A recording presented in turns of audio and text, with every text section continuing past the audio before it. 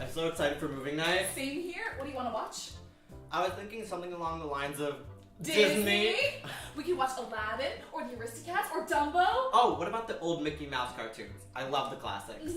Well, actually, all those movie choices exhibit extreme notions of racism that push stereotypes and fixed meaning on the viewer. Is that popcorn? Yum!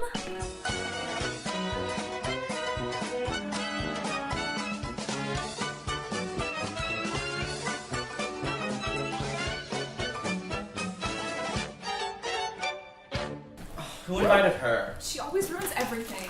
I'm not here to ruin it, silly. I'm just here to inform you that the media you're consuming isn't exactly as family-friendly as you imagined. What are you talking about? Aladdin is a great movie. Yeah, but did you know that the original version of the film had a line that said, where they cut off your ear if they don't like your face. It's barbaric, but hey, it's home. Well, that means nothing. They're just telling it like it happened in the Middle East, right? No. Orientalism. It's basically an ideological product of Western hegemony which creates a Western gaze that fantasizes life in Asia. Edward Said published a study on Orientalism during the 1970s. He said, and I quote, "A very large mass of writers, among whom are poets, novelists, philosophers, political theorists, economists, and imperial administrators, have accepted the basic distinction between East and West as the starting point for elaborate theories, epics, novels, social descriptions, and political accounts concerning the Orient, its people, customs, mind, destiny, and so on." But you know, that's just scratching the surface. Oh, no. What else? You can't possibly tell me you hate the classic cartoons. I mean, Mickey Mouse is like a cultural icon. Yeah, but Disney was infamous for putting racist stereotypes in their old cartoons. The scope of this topic is huge, and I promise I'll let you guys get back to movie night soon. Just hear what I have to say? We freaking have to. Let's just get this over with. I present to you Donald Duck in... I love Donald Duck. I present to you Donald Duck in Der Fuhrer's Face. Okay, what the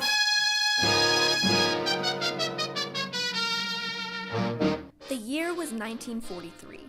The animated short Der Fuhrer's Face hit theaters as part of a government ploy to create propaganda against the Axis powers using the immensely popular Disney name.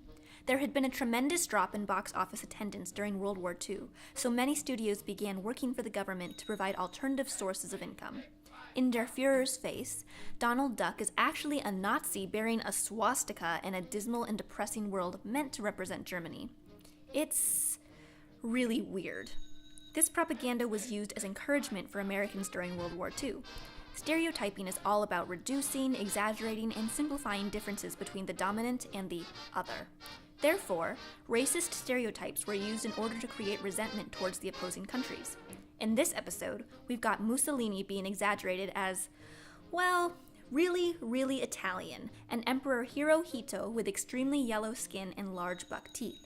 The propaganda aims to regress its viewer to simplistic emotional responses to establish a threat and make it appear manifest.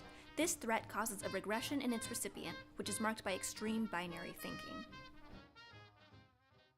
Media is not responsible for, nor does it reflect culture. Participation is what reflects culture. Yeah, times were different back then, but that doesn't excuse racism just because it was part of the time period. Wow. That is pretty messed up, I guess. And it only gets worse! So, before the Civil Rights Movement, and honestly even after, it was not uncommon to see a multitude of racial stereotypes in Disney media. In Mickey's Melodrama, Mickey and his friends put on a production of Uncle Tom's Cabin in blackface. Yeah, Mickey Mouse wore blackface. Then, in Trader Mickey, African Americans are crudely depicted as cannibals and throw Mickey into a stew to eat him. But they have a change of heart when Mickey teaches them how to play jazz music. Oh my god. But Disney is so magical. How could all this happen? Disney isn't that magical. Is too. That magic you feel? It's the product of nearly a century of hegemony.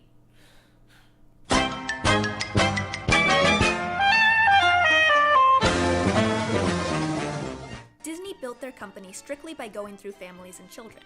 When they sold this manufactured childhood nostalgia, it continued for generations to come.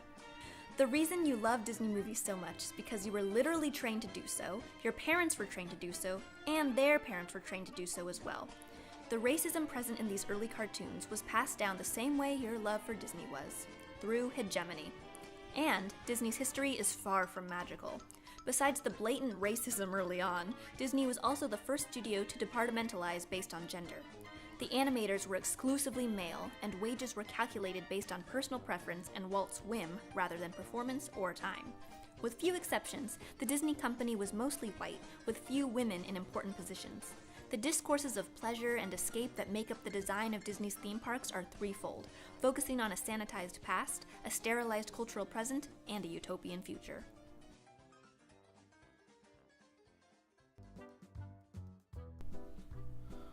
I feel terrible. Yeah, who knew? Thank you for educating us on this. I promise I'm not usually this ignorant. I just really love Disney. Totally understandable. Everything Disney makes is fun and entertaining, but, you know, there's just always more to the story. Hope I didn't ruin your movie night, though. No, I'm super glad you came. Why don't you stay? Yeah, only I don't know what we're gonna watch now that Disney's out of the question. Actually, we could watch Moana. Disney did an excellent job accurately portraying Polynesian culture, and the directors really went to Tahiti and Fiji and talked to archaeologists, and they actually casted people of color, and... Okay, yeah, no, you're right, I'll stop. Let's just watch the movie.